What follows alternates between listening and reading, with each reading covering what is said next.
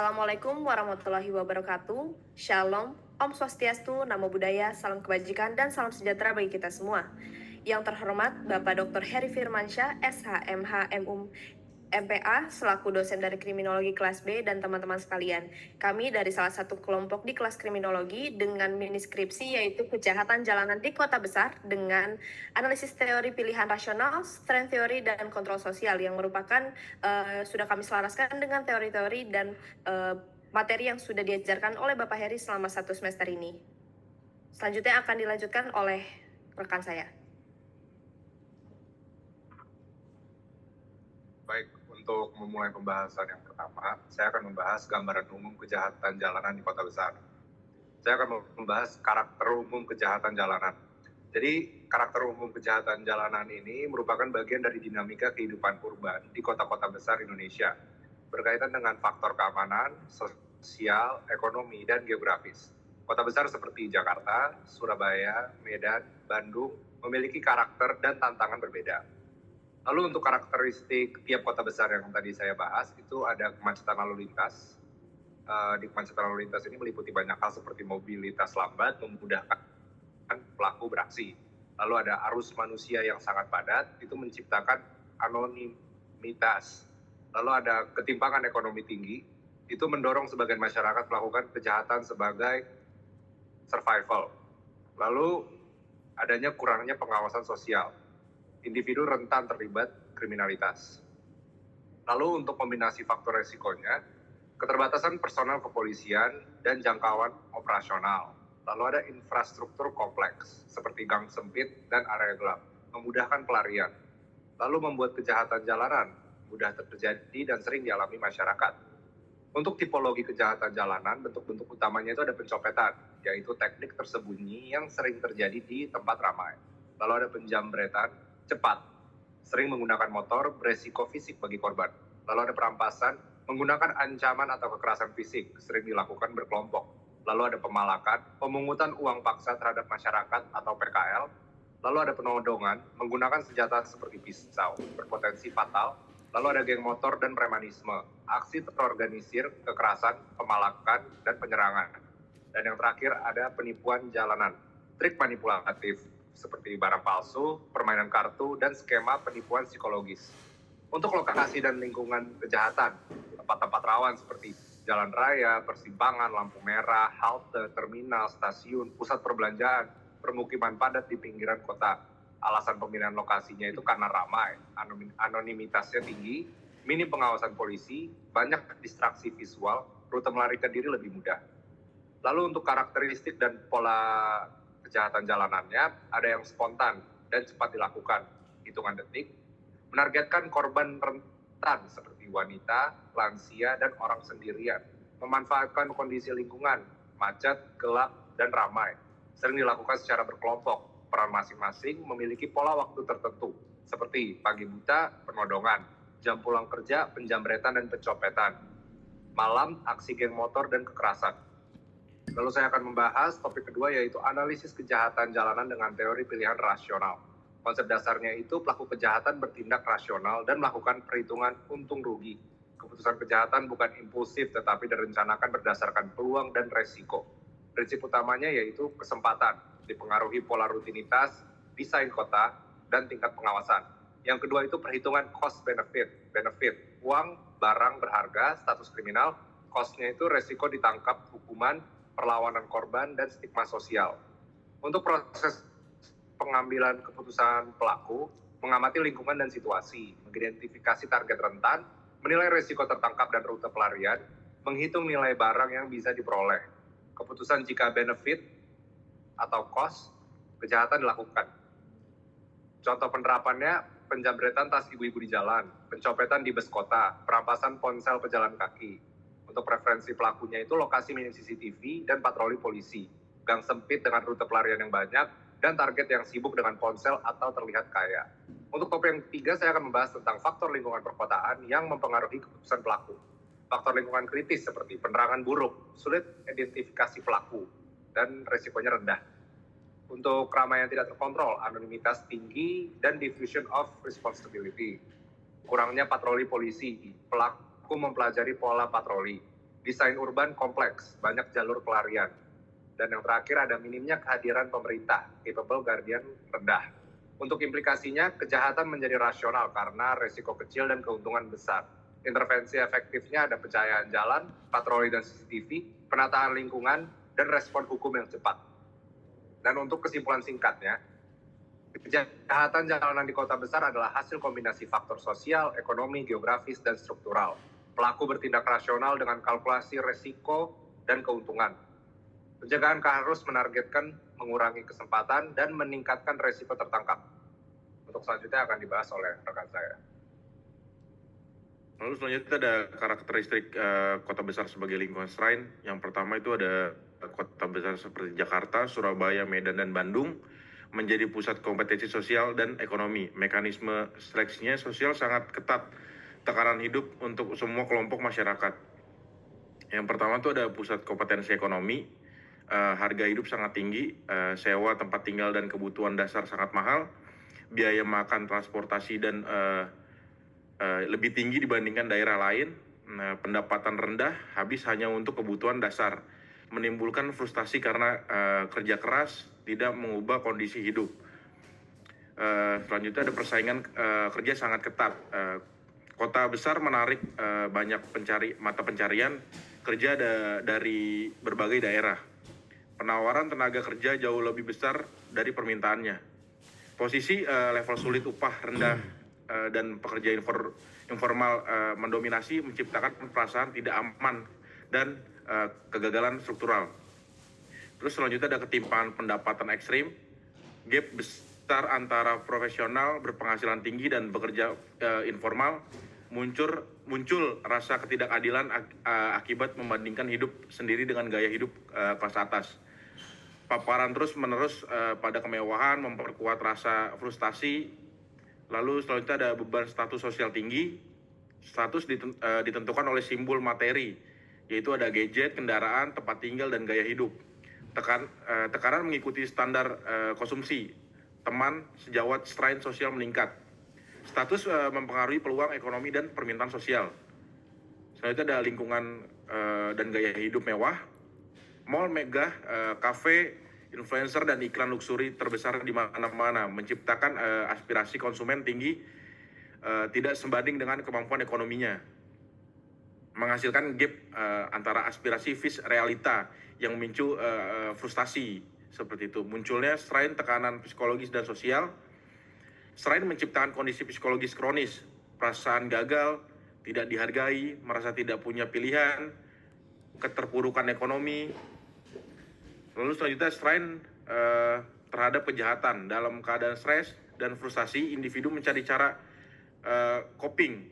Jika jalur ilegal tertutup, termasuk kejahatan, motivasi individu melakukan kejahatan jalanan, mencari uang, barang, seperti jambret dan pencopetan, meningkatkan status dan identitas sosial, misalnya melalui geng motor, mencari pencopet di terminal, seperti itu. Intinya dari kesimpulan itu, kota besar menciptakan tekanan ekonomi, sosial, dan psikologis yang sangat tinggi. Strain menjelaskan bahwa ketika peluang legal tertutup, sebagian individu memilih kejahatan sebagai jalan pintas untuk mencapai tujuan yang lebih tinggi. Lingkungan urban berperan besar dalam mendorong perilaku kriminal melalui tekanan hidup dan ketimpangan ekstrim. Lalu selanjutnya teman saya melanjutkan. Ya, strain teori menjelaskan bahwa banyak individu mengalami tekanan sosial karena adanya gap antara aspirasi dan realitas. Budaya modern mendorong semua orang untuk mengejar kesuksesan materi, memiliki rumah, kendaraan, pekerjaan bergengsi, dan status sosial yang tinggi. Namun, kenyataannya tidak semua orang memiliki peluang yang sama untuk mencapainya. Di kota-kota besar Indonesia, aspirasi ini semakin diperkuat oleh media sosial dan lingkungan yang kompetitif. Tetapi, ketika mereka mencoba mewujudkannya melalui jalur legal, mereka menemukan hambatan besar. Di antaranya ada pendidikan yang mahal, lapangan kerja yang sangat kompetitif, kebutuhan koneksi, modal usaha yang sulit, dan mobilitas sosial yang sangat lambat. Kesenjangan ini menimbulkan emosi negatif seperti frustasi, ketidakberdayaan, kecemasan, depresi, dan rasa ketidakadilan. Apalagi jika mereka melihat orang yang memiliki privilege bisa sukses tanpa hambatan yang sama. Strain menjadi semakin berat ketika akses terhadap sarana legal tertutup. Tidak ada koneksi, tidak ada modal, tidak ada mentor, dan kondisi hidup yang kurang mendukung. Pada titik ini, sebagian individu akhirnya merespons strain dengan cara maladaptif, termasuk tindakan kriminal sebagai jalan pintas atau sebagai pelarian dari tekanan emosi. Dengan demikian, strain teori menekankan bahwa perilaku menyimpang tidak lahir dari karakter individu yang semata sama, tetapi dari struktur sosial yang tidak menyediakan peluang adil bagi semua. Selanjutnya akan dilanjutkan oleh teman saya Matthew. Nah, kita masuk ke bagian yang selanjutnya ya. Kita masuk yang pertama. Ada adaptasi maladaptif. Terhadap strain, kejahatan ekonomi seperti pencopetan, penjamretan, perampokan untuk memperoleh uang atau barang secara ilegal. Lalu yang kedua ada kejahatan kekerasan. Ledakan untuk kemarahan frustasi, tawuran, geng motor, pemalakan.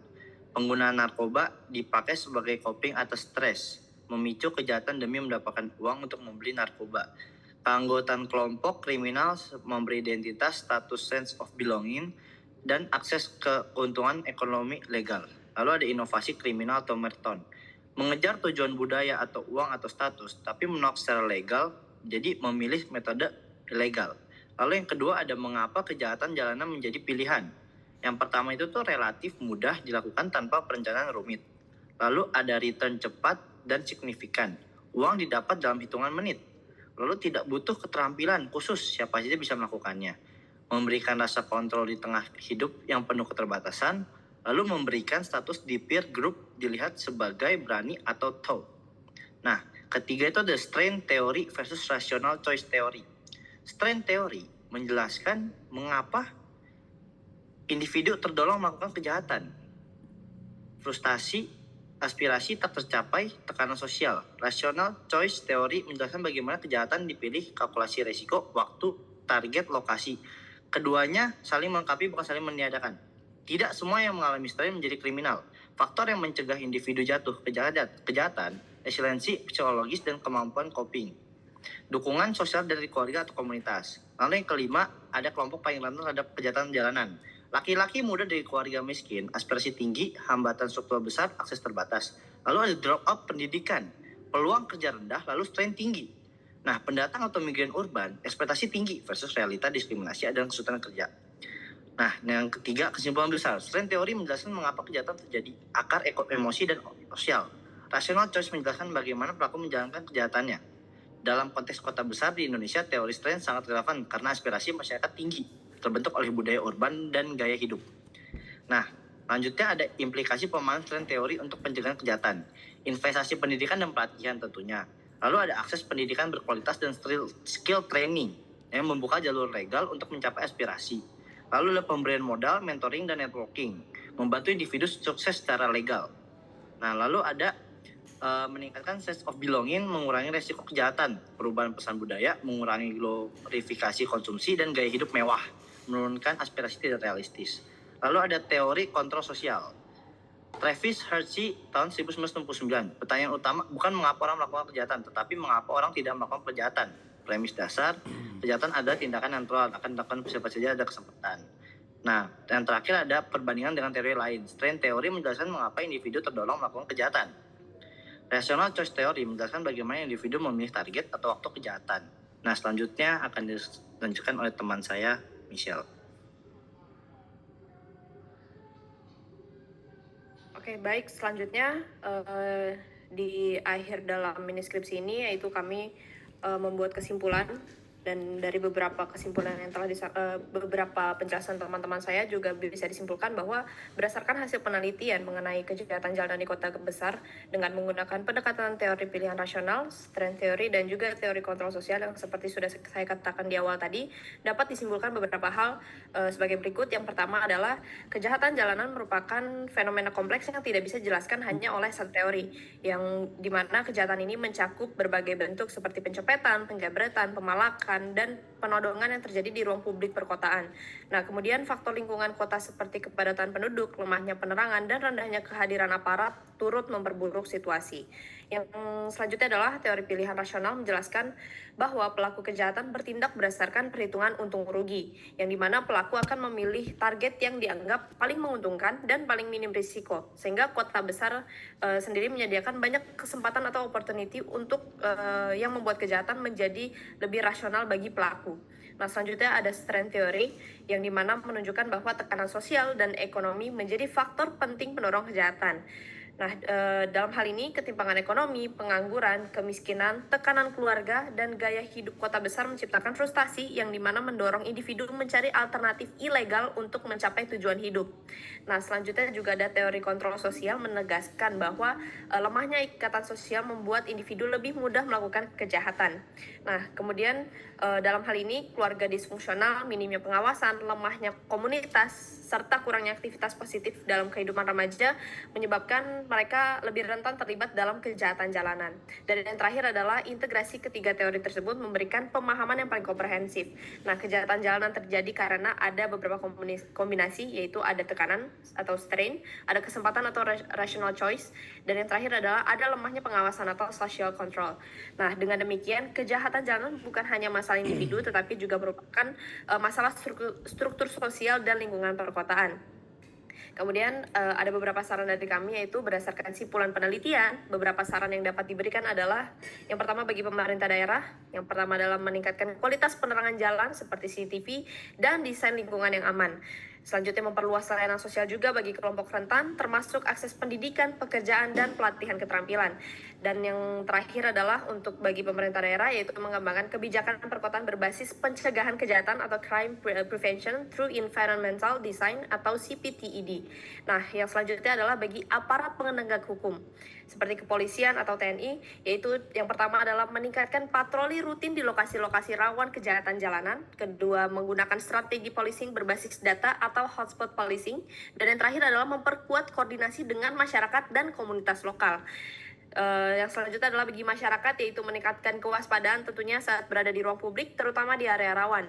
Dan yang selanjutnya adalah membangun kembali ikatan sosial di lingkungan tempat tinggal, dan yang terakhir adalah mengaktifkan kembali kegiatan Karang Taruna, Ronda, dan organisasi sosial lokal.